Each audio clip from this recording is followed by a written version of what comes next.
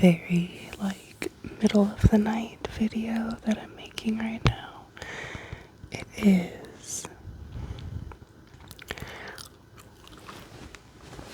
It's 3:27 a.m. local time. And I have, the worst lighting situation in the whole world going on right now. And I cannot figure out a better way to do this. So we're just gonna go with this. So I'm making tonight's video from Dublin, Ireland. I've got a really, really nice hotel room that I have been loving for 3 days now, which is not normal. Normally, if we're gonna fly an international trip, we will fly over, we will have a layover, typically a maximum of 30 hours. There's some rare ones that are actual multi-day layovers, but there are not any of those in Minneapolis. But as you know, 2 weeks ago when I was in Amsterdam, my Amsterdam trip turned into a 4-day trip with a 2-day layover. And that happened because of an aircraft issue. And stuff like that happens from time to time. The reason why I'm in Dublin right now is something completely way outside the norm. It had nothing to do with maintenance or crew problems or weather. If you may have been watching the news this week, you probably would have heard about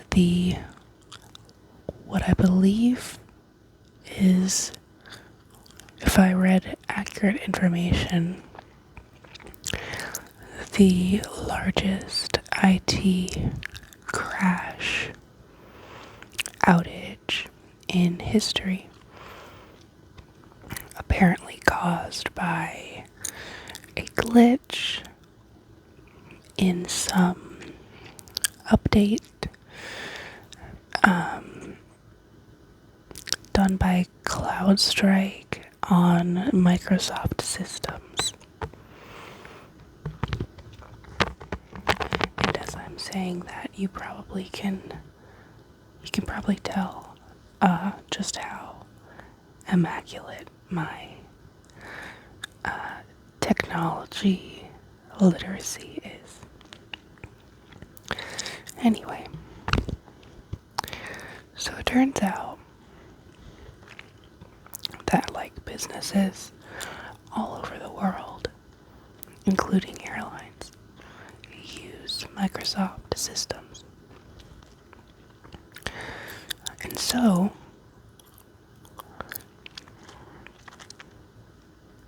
the effect of that situation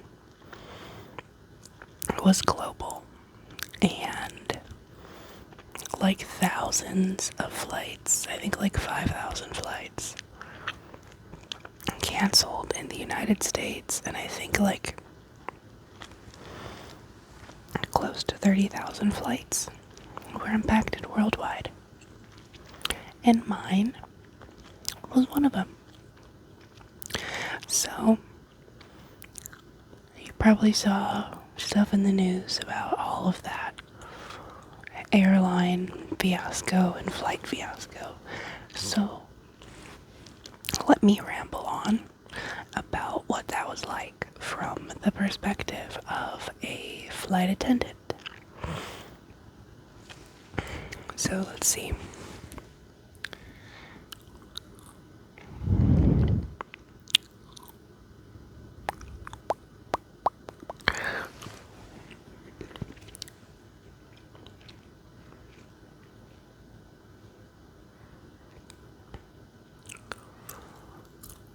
When did I leave for this trip?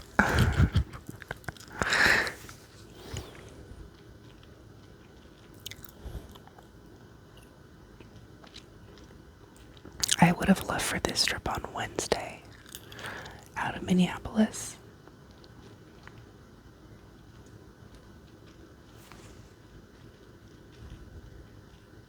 Yeah. So I left for this trip on Wednesday out of Minneapolis.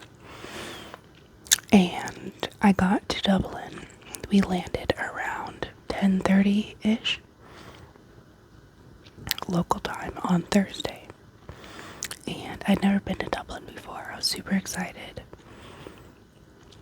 And I'm going to include a little bit about my layover too. So it'll be like part story time, part ramblings about flight attendant perspective on this situation.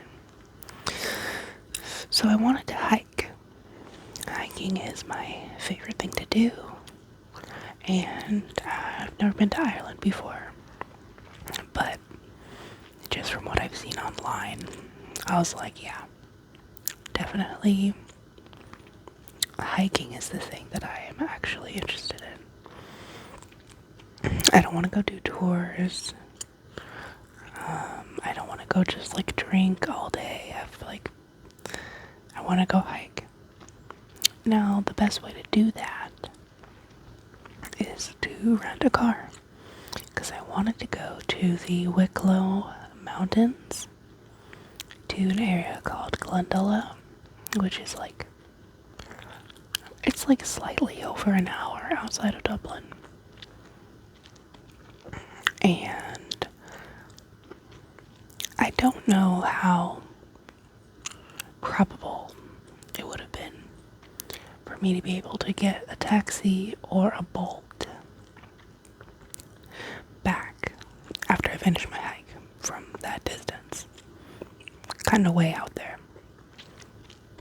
One of my crew members who goes to Ireland a lot for work and for pleasure told me probably wouldn't be able to do it. And there's bus stops in Glendalough, but obviously they are miles and miles or kilometers away from the trailhead. So, not wanting to make a different plan for myself, and also having wanted for a while now to get some literacy driving in countries that drive on the left side of the road, I decided I was going to be brave and I was going to rent a car and I was going to do it. Because I've driven, so far I've driven in Turkey and I have driven in Albania, which, as far as countries that you could have selected to be your first experiences driving in other countries, from somebody who's in the United States, those two definitely have the potential for stress. So I kind of got like the baptism by fire, and now I feel like I could drive anywhere as long as it's the kind of driving that I'm used to, as far as the driver's seat being on the left side and driving on the right side of the road. So I was definitely nervous because I was gonna go alone. I just really love to be alone. Somebody probably would have been willing to go with me, maybe, if I had brought it up, but I totally didn't. I just love to go hike in solitude and silence. It's very serial killer of me. So, when we got to the airport, I went straight to the rental car area and picked me up a little hatchback. And first driving that I did was from the airport to the hotel. And it took me a second to get used to the spatial awareness of driving a vehicle when I was seated on the opposite side of the car to what I'm normally used to. I drove up onto the curb once as I was leaving the parking lot, and then as soon as I did that once, I was like, okay, there's the left side of the car. I feel it. I know where it is now. Didn't do that again for the whole day. I didn't hit anybody. I didn't damage the car. I already got the invoice, so they didn't try to stick me for anything. And nobody even honked at me. Because like I said, it took a second to kind of get used to the sensation and the spatial aspects of sitting on that side of the car. Like, I got in there and I was like, okay, I'm sitting on the left. Or excuse me, I'm sitting on the opposite. I'm sitting on the right. I'm going to be driving on the opposite side of the road. So, like, are the pedals reversed too? Like, is the clutch still on the left? But that part's all the same. Shifting left-handed was also weird, but not as weird as I thought it was going to be. I thought I would have a lot more trouble with that. So all the parts that I anticipated being troubling for me actually got used to really quickly. And for like the first half an hour of driving away from the airport is a lot of like street traffic and a lot of roundabouts and all that jazz. So a lot of, you're not on the highway yet, so like once you get on the highway you're just kind of driving straight. But I definitely had some stress leaving the airport just because of getting used to the flow of traffic.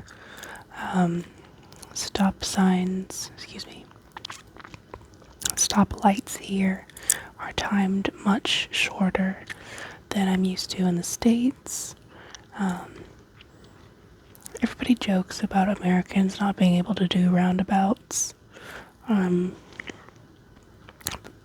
we definitely do have them in the States. They're just very uncommon. But I see more of them in Minnesota than I did in California. So those don't really bother me. Plus they're very common in like Turkey and Albania, and over there they're kind of like reminds me of a mosh pit. That's how I would describe the pattern of traffic in roundabouts in other countries. So that wasn't really so bad. And I would say for like the first 20 minutes, half an hour of driving through like street traffic, like constantly just reminding myself, left side of the road, which means you gotta look right for oncoming traffic before you pull out. And if you want to go make a right turn, then you have to drive across the lane. And I thought I would be doing that all day long, but I get used to that pretty quickly too. And then after that I felt confident.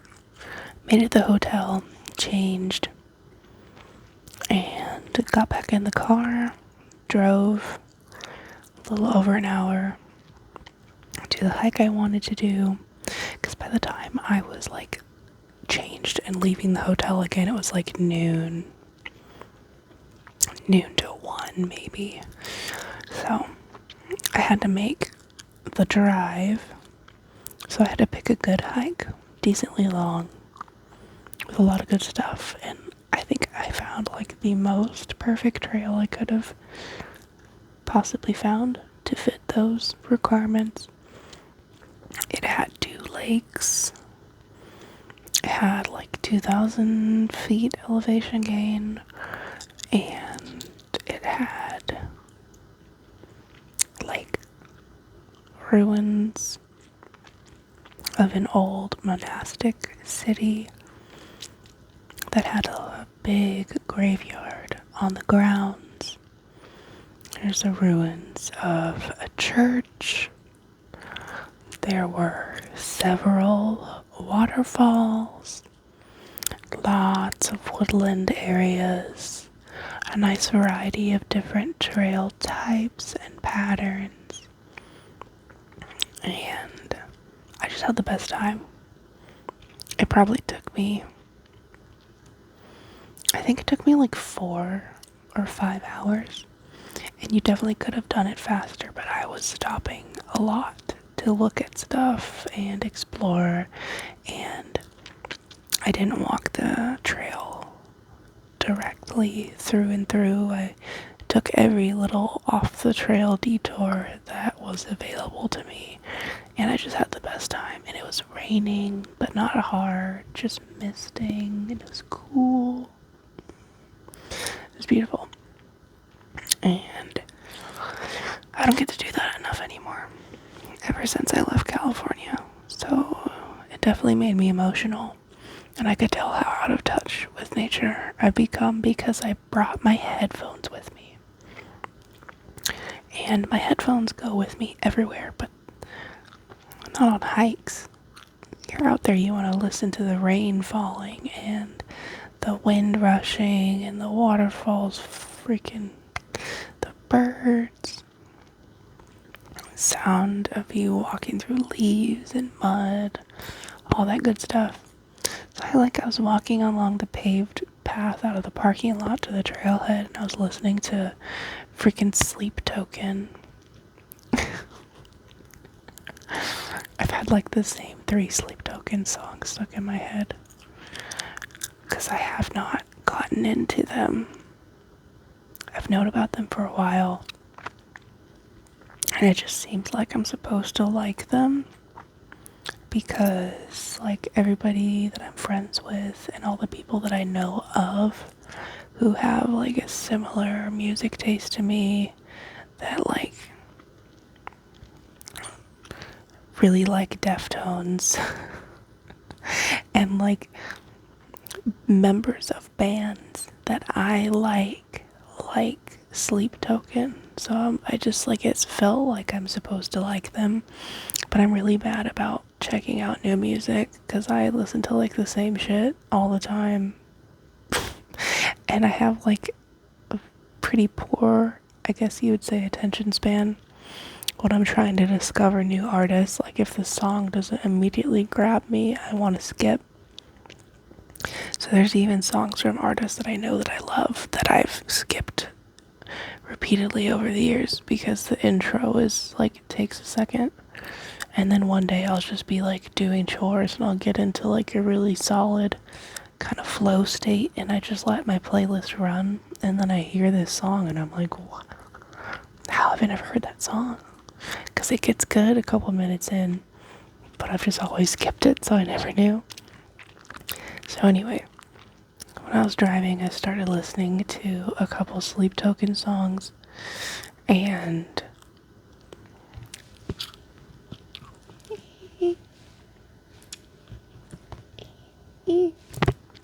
I don't love it.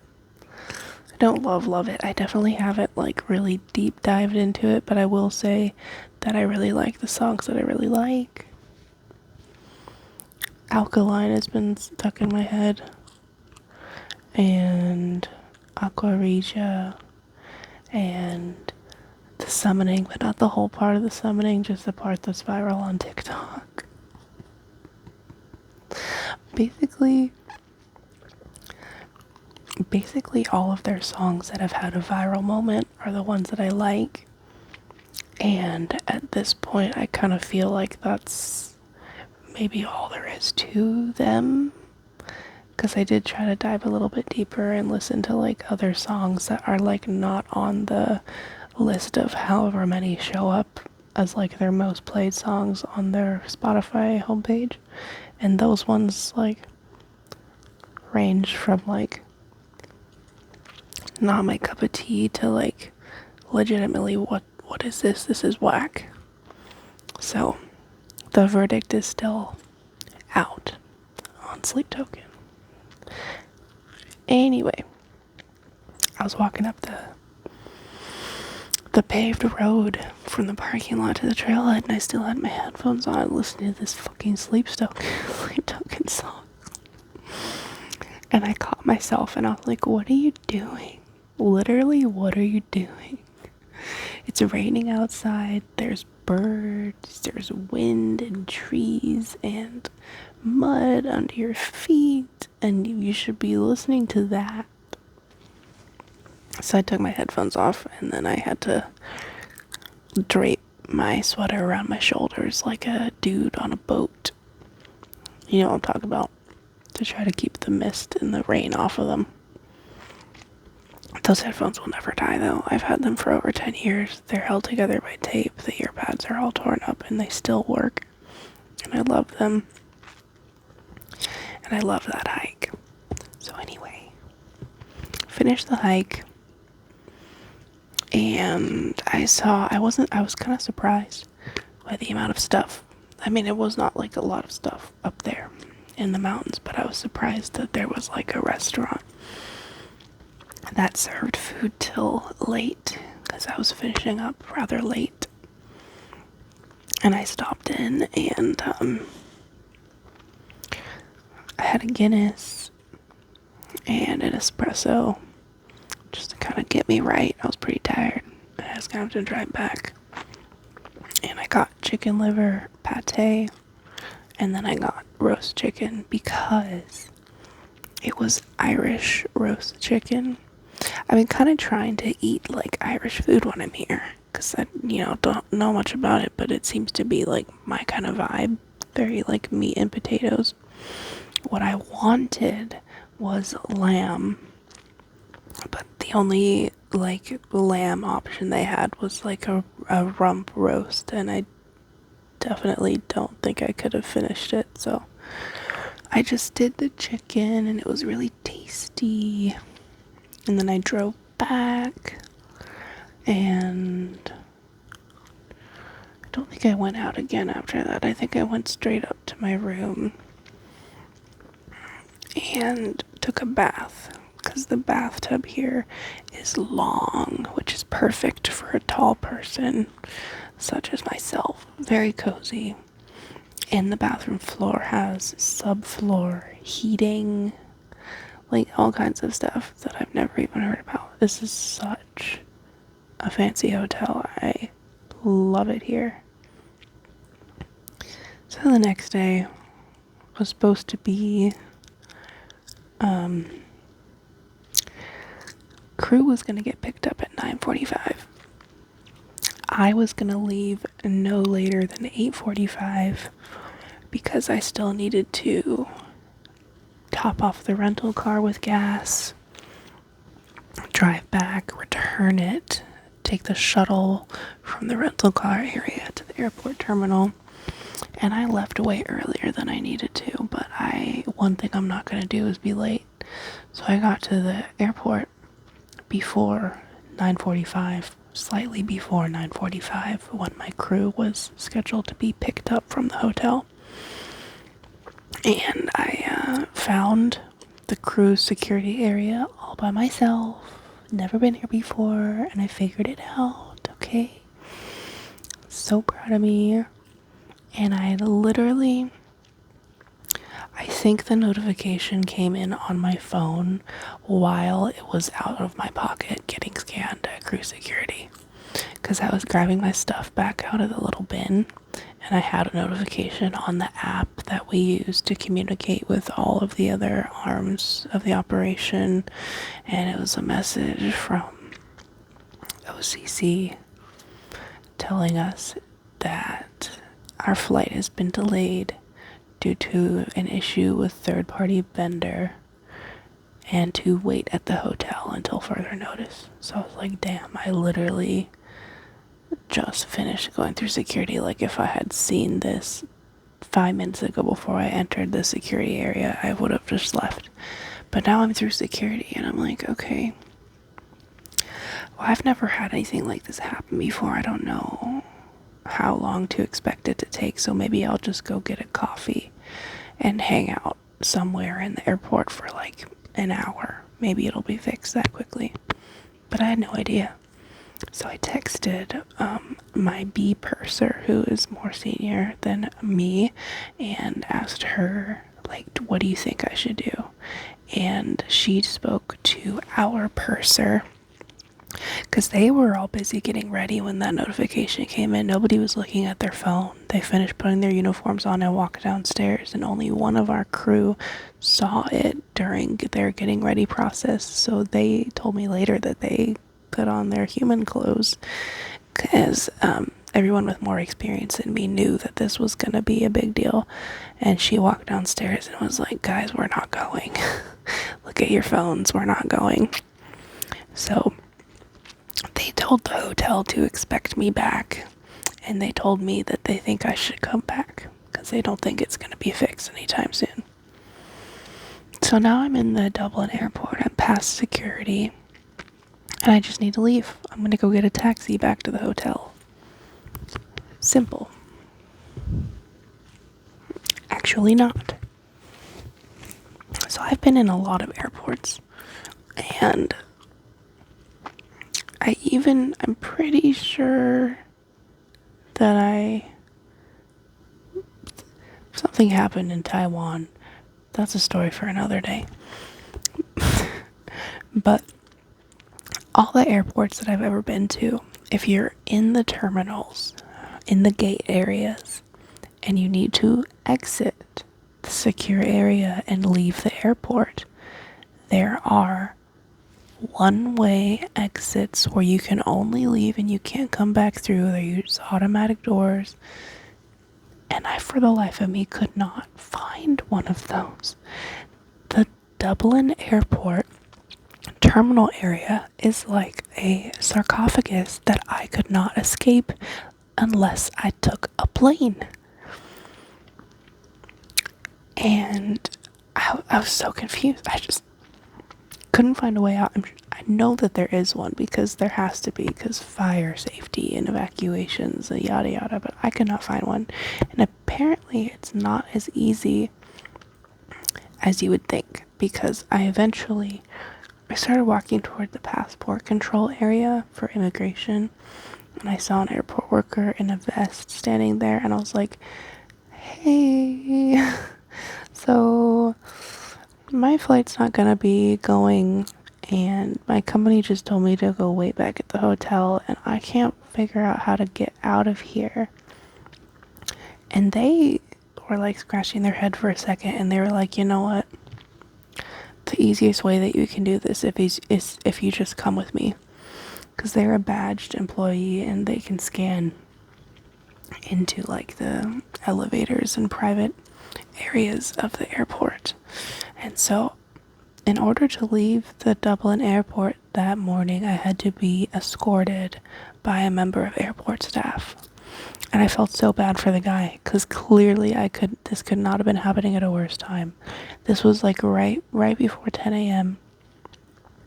And he's running around, getting me through these elevators, quite a little maze actually, to get me back to just the non-secure area. And I can hear him on his radio, and mind you, at this point, I did not know what was happening. I'd only seen that message. I thought it was like a specific to our departure. An isolated technology issue was going on. I hadn't Googled anything yet, but the news had been reporting on it since 2 hours prior. But I did not know that yet. So I hear him on his radio, and he's talking about how at 10 a.m. it's been decided that they're going to stop letting passengers through security and stop letting them through immigration control, and they're just going to kind of put everybody on hold. And I was like, oh, that's really odd. I wonder what that's about. And then I went and tried to go figure out the taxi situation. And I had a lovely taxi driver, very friendly, very charming people that I've been interacting with these past couple of days. And I drove back to the hotel. And somewhere in between leaving the airport and getting back to the hotel, my crew disbanded from the lobby again, and somebody started a group chat, and that's where I learned about this huge worldwide systems outage caused by a Microsoft issue. Which then it made me think back to when I dropped the keys off for the rental car. They told me their systems were down and they would actually have to run the charges later and I would get my invoice via email. And so they were also having an issue that morning. So I got back to the hotel, and as I was stepping into the elevator, one of my crew members, the one who has experience being in Ireland before, was just stepping out of it in her street clothes, about to go enjoy her day. And I was like, oh, so you feel confident, like, leaving the hotel? Like, we don't have to actually, like, wait in place. Like, it seems very much like you are confident we are going to be waiting around for hours. And she's like, I don't think we're going today at all. There's no way that we're going to go today at all. This is a huge situation. And she's like, I'm going to go to the ATM and I'm going to get euros out because maybe some businesses won't be able to take cards. And I'm going to stay within, the 20-minute radius of our hotel into Dublin, but she's gonna go out. I was like, okay, I'm gonna do that too. And she told me about a really nice grocery store, and it's fun to go to grocery stores in other countries and see what kind of goodies they have. So I did. I went upstairs, I got changed into people clothes again, and at this point our flight was just delayed until further notice. So I was not free to go cut off and hike somewhere. I needed to be still reasonably close to the hotel so that when we got our advance notice that we have a new departure time, I'd be able to quickly make it back to the hotel and start getting ready. But the whole previous day, I never actually went into Dublin.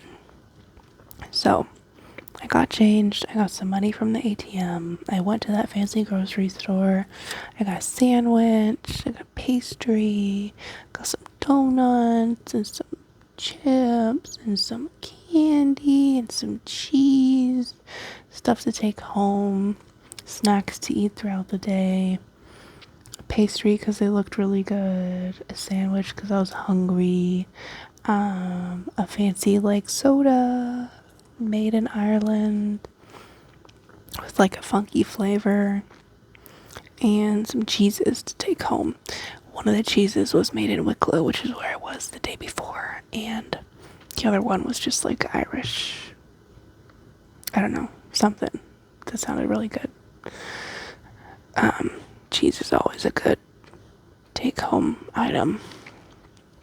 And so then I went by the canal and I was eating my sandwich, and a seagull stole half of it, which is unfortunate because it was a very delicious sandwich, but I had other goodies, so honestly it just made me laugh so hard. And once I finished that, I went back up to the room, put my cheese in the refrigerator, and then I figured I would walk into Dublin just to say that I did. And because I needed to go buy the souvenirs I was going to bring home for my parents and get myself a mini spoon for my collection. And there was some kind of parade going on when I was walking toward Dublin. I don't know, it was very colorful. I don't know what they were parading about, but it was very neat. And as soon as I got into the town of Dublin, I was like, I gotta get out of here. It's very beautiful. It's very quaint. I love how most of the buildings have flowers hanging from them in baskets. It's very pretty. Cities that have canals are always, there's just something nice about that. But it was so crowded. There's so many people. And I don't like that. And it's stressful, and I don't like being around a lot of people. So, and plus, I'm just I'm not a huge cities girl. I am anywhere I visit, I want to go hike. want to see the nature, the land, and I want to eat food. So I wasn't really super stressed about spending a day in the city. I saw the city.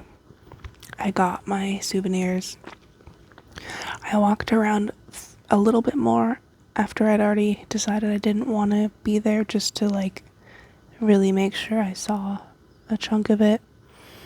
I was walking without any direction, and I actually walked to where the portal is. That, I don't know if it's like VR or live stream, but it's that big screen that goes between Dublin and New York kind of randomly.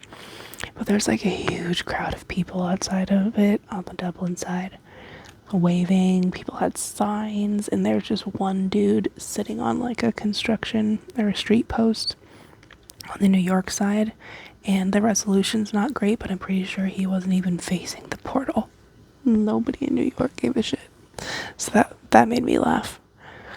But after that, I walked back to the hotel, and when your flight is delayed without a new assigned departure time, the system automatically sends out a new departure time of 1 hour and 30 minutes into the future after the last 1 hour and 30 minutes into the future estimated departure time is passed. And all the while, we didn't know if this one was going to be the one that we were actually going to do or not, but we were coming up on that point. So, of us getting another system push. So I decided to take a shower and just be ready to go if I needed to go. And in the very likely event that we didn't go, I would be squeaky clean because I was going to spend the rest of the day in the hotel spa. So I just finished taking my shower. I put my robe on, and I was watching something on Netflix for like 10 minutes while I ate one of the donuts that I bought earlier, when I got the notification that the flight was officially canceled, which means now I can put my freaking work phone down and turn my personal phone off because I was getting way too many text messages, and I don't have to stress about being any particular place for the rest of the day. So I went to the hotel spa. Very fancy again. I'd never had a massage before, but I'm constantly in a lot of pain. So I thought that might be a good thing to try. Even though I knew it would make me super uncomfy, I just thought I would give it a try. So I signed up for a massage. They had an opening for me within the hour, so then I just went into the jacuzzi and hung out there, and then like for the last 10 minutes before my massage, I went into the sauna. I also hate saunas, but I thought like it would make my muscles warm, which would make the massage more effective. And the lady who did the massage was super sweet. It was an hour-long massage, and I had told them they offered me a couple different kinds of massage. I said I wanted the deep tissue one, because I was like, I feel like if I had a massage that hurts while it's happening, I would probably feel better the next day. So the lady started massaging me, and then she asked me if the pressure was okay, which I took to mean, is it okay at this level? Because if so, I will keep increasing it and keep asking you until we figure out like just exactly how much pressure should be applied. So I said, yeah, it's fine. And then she just kept going at the same pressure, which was like legitimately no pressure at all. And I felt too uncomfortable to tell her to go harder, because that just seems like a weird thing to say to somebody. But also like the level of pressure that she was applying, like I said, it was like none at all. So she was basically just rubbing me. So she was like basically just like touching me a lot, which I'm not comfortable with. So then I was just tense the whole time. And I knew that I wasn't gonna like it. I know what kind of person I am, and I don't like to be touched. not by strangers. And it was just like, I had to laugh about it. After they do the massage, they take you over to like a relaxation room with like fancy, comfy, adjustable chairs and relaxing music, and they bring you orange juice and mango ice cream, and you just hang out until you want to go back to reality. So then I paid, and then I went back to check out like all the other rooms in the spa, like the steam room, and I went swimming in the infinity pool, and I tried doing that thing. One thing about me is I will constantly retry things that I already know that I don't like, because you never know when your tastes are going to change. So like, I knew I was not going to like a massage, but I did it anyway. I already knew I didn't like saunas, so I tried it earlier before the massage. Still don't get it. But then I thought maybe I just need to try it differently. Because, you know, all the alpha dudes on the internet are always talking about how, like, you gotta do a sauna, and then after you do the sauna, you gotta do a cold plunge, and then you gotta get back in the sauna, and then you gotta do a cold plunge, and blah, blah, blah, blah. So I did, like, sauna for 10 minutes, and then the shower that you rinse off with for the pool is right outside the door to the sauna. So I did sauna, and then I jumped straight under a cold shower, and then back into the sauna, and I repeated that a bunch of times. And I didn't feel any, like, it was not invigorating. I didn't get, like, a great mental clarity. I don't get it. I don't get it. Sorry. I don't get it. But it was fun, nevertheless. So I went upstairs, changed back into clothes. I went up to the rooftop bar at the hotel to check out the views, and I had a cocktail, pretty expensive cocktail.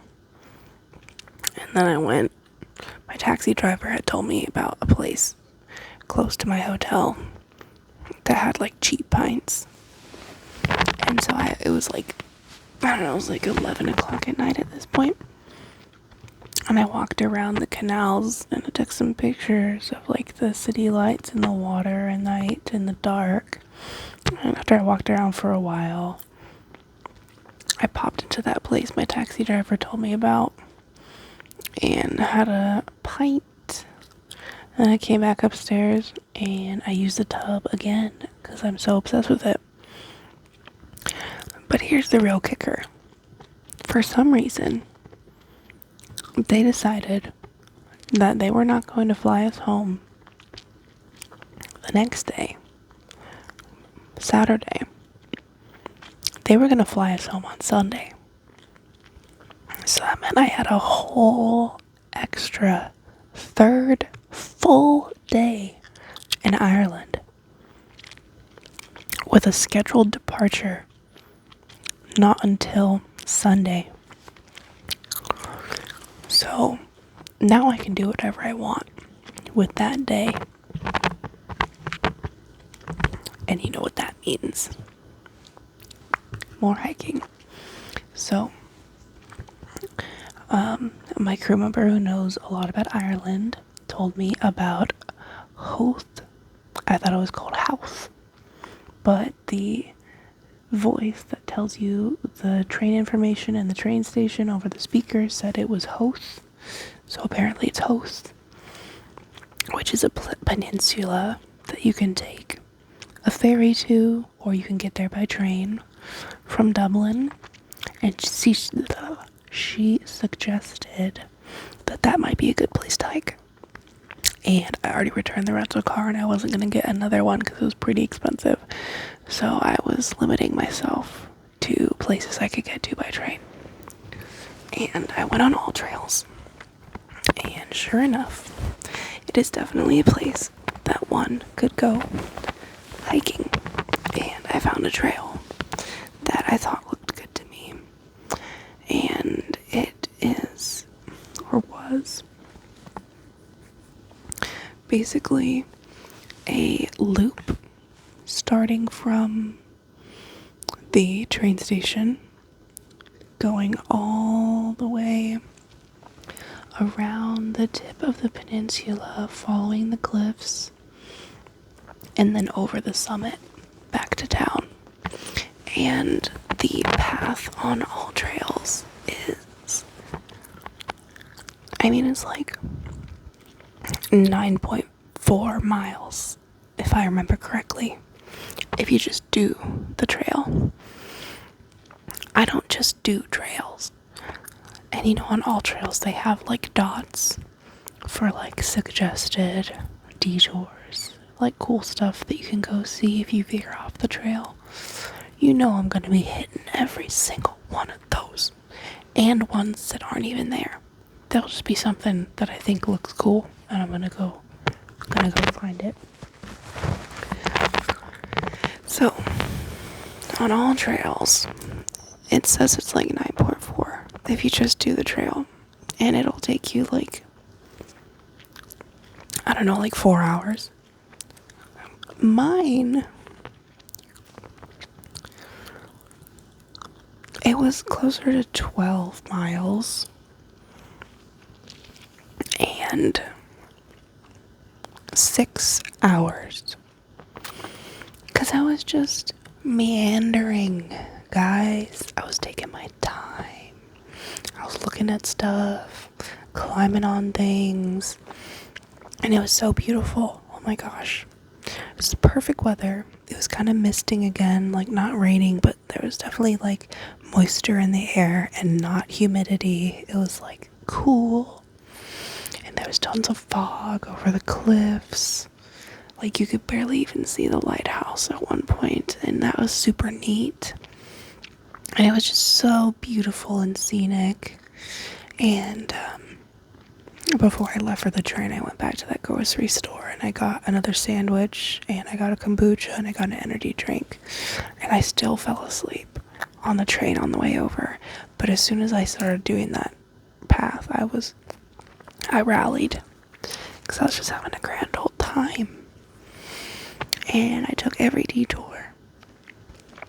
And then I took some that weren't even on the map. Like at one point, I was up on the cliff, kind of close. Like, there's a bend that leads to the tip where the lighthouse is. And before you get on that bend, you can see down below. There's like a beach. It's not just water crashing against cliffs. There's a beach down there. And I was like, I wonder if one could get down there. And you can. And I did. And it was a little bit slippery and treacherous. And there was there was a path, but it was like a trodden path, not like a made path. But I was able to get down there, and it was a pebble beach, and just like tons of really cool rock structures. There was a cute little teeny waterfall way up at the top of the cliff that I was looking up at from down there. I was climbing around on the rocks, having like a peaceful moment. And then I climbed back up to the cliff, kept going around. There was another pebble beach that you were able to access at a separate point along the trail. And again, just a wonderful variety of landscape, because you had like cliffs, beaches, very woodsy areas, very lush, sort of like riparian feeling areas. And then like as far as actual trail, you had like paved parts, muddy parts, dirt parts. There was a boardwalk section. And it's a loop trail, but there was still like some switchbacking, and it was just like had everything to offer. And as you make your way back into town, you go over the summit back over to town, and there's like an opportunity. There's a high point that you can climb up to. There's Muck Rock, which apparently J.G. Wells wrote about in some book forever ago. is like the most beautiful part of Ireland, or so he says. So I checked that out. Golf course was really scenic and beautiful. Always seeing the water and trees, and then there's a castle. So at the very end, I did the trail in a clockwise direction. I did not look on AllTrails comments to see what other reviewers suggested, like I did for the hike I did on the first day. On the first day, everybody was saying that you should take the hike in a clockwise direction, even though the trail markers suggest you do it counterclockwise, because you get a better view, more consistent view doing it that way, even though it's more difficult. So I did that, and I think they were right.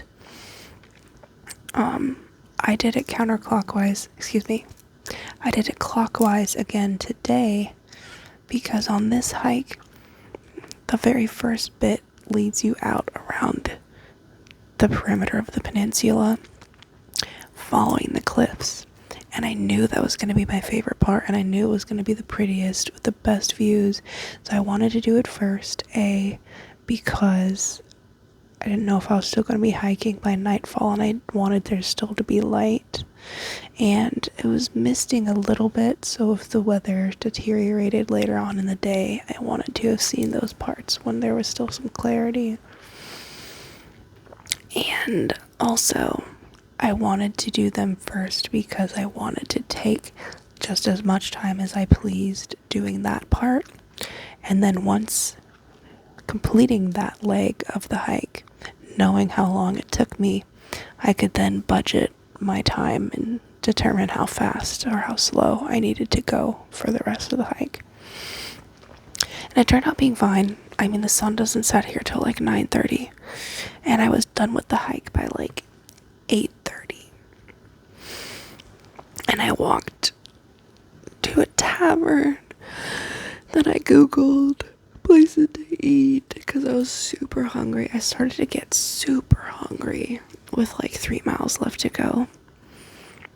And I had granola bars with me, but I didn't eat any of them because I wanted to still be super hungry by the time I got to the restaurant, because I knew I wanted to have like dinner and some Guinness and some dessert. So I found a place that was highly recommended on Google for having like good vibes, good food, like classic Irish pub where you can get like an Irish meal. And I sat at the bar. Immediately, I think everybody can tell that I'm not from there because obviously my accent. 2, I dress like a tourist. I don't try to fit in, like dress stylishly when I'm on vacation. I was dressed in a hiking outfit. I had like my tiny little hiking backpack, and I had dirt all for myself. And I ordered a Guinness with a shepherd's pie, and like, I'm sure that if you live in Ireland, you don't just eat that all the time. The Irish couple sitting at the bar next to me were eating chicken wings. So I think my order probably gave me away to them, because at one point the woman was like, oh, where are you visiting from, and why, and what are you doing here? And I told them about how I was a flight attendant, and I've been impacted by that outage, and I've been having a great time, and they were just so sweet. And I got a shepherd's pie because I wanted lamb, I mean, that's really it. That's my favorite thing to eat. So I got that with some onion rings, and I drank 2 Guinness, and then left the restaurant. It was like just about to become sunset, so I walked all the way to the end of the pier and sat on the edge of it, like directly in front of the sun.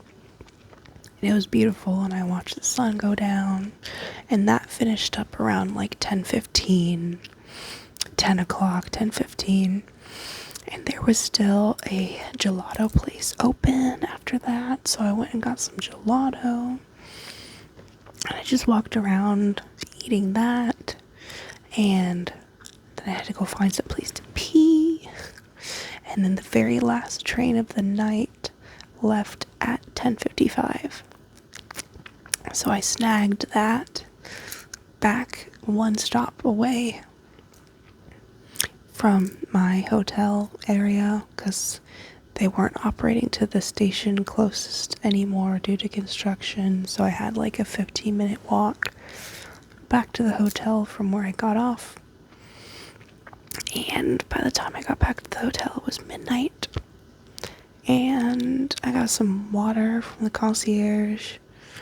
And it turns out I didn't even need to do that because while I was gone, they came back and they made up my room and they gave me more water in here. Because like a lot of hotels in the United States don't actually do that anymore unless you leave a card saying that you want it on your door. But they did it without asking. So that was very sweet. Very nice to come back to. Everything is so pristine here. The service is crazy. This hotel is so fancy. I love it. I don't want to leave. But yeah, I'm walking with a limp now because my hips hurt like crazy after hiking for that long. But it's totally worth it. I have slightly deformed joints in my hips, which I learned this year because my hips have hurt literally my entire life ever since I was a child. And I just thought it was because I did like fairly high impact sports and I was always an athlete from the time I was 4. And I didn't just do one sport, I did a lot of sports. And I did that all throughout high school, and then I got into hiking fairly avidly after high school when I moved out and continued that up until when I left California. And then I moved to Minnesota almost 2 years ago where there is no freaking hiking. And I've been a lot less active because that's the only way that I want to exercise. So my entire life, when my hips have been hurting, I just thought, I probably have bad posture, and it's a mixture of that and not wearing the best footwear all the time and just like being an athlete. That's why my hips hurt. Well, I'm not an athlete anymore. So tell me why my hips hurt now worse than ever, right? So I finally went and got some x-rays done, and it turns out that my hip joints are actually like mildly deformed. When they were developing, they didn't do it quite just right. So that's why my hips hurt literally all the time. And there's not really much that you can do about it. Like physical therapy is not really going to help because it's just like a bones thing. So that's cool. So once I do like a lot of hiking and activity, it starts to hurt really bad. It starts pretty immediately. Pretty quickly into any activity, my hips start to hurt, and there's like a tolerable level that it rides at. But for like the last, it held out for pretty long. It wasn't until like the last mile that it started to get legitimately excruciating, and I was like wincing and limping. So when I came back, I sat in some hot bath water for a while, so hopefully that will help. And then I'm just like too amped off of all of that good experience that I couldn't really sleep, but I wanted to make this video while I was still here and start getting it uploaded. So yeah, that's kind of my story, my experience with the event that happened. Honestly, I got very lucky. This turned into like a legitimate vacation for me because I got stranded in Ireland while it was happening, and I wasn't stateside with all the pressure on me to work and pick up extra trips to support the recovery of our operation right now. So, yeah, crazy how that happened. It turned into like quite a different experience for me than it did for mostly anyone. Just kind of the unexpected part of this career. I certainly hope that you enjoyed that ramble. I think I will try to nap a little bit now. And I will see you later this week in London. Thanks for watching.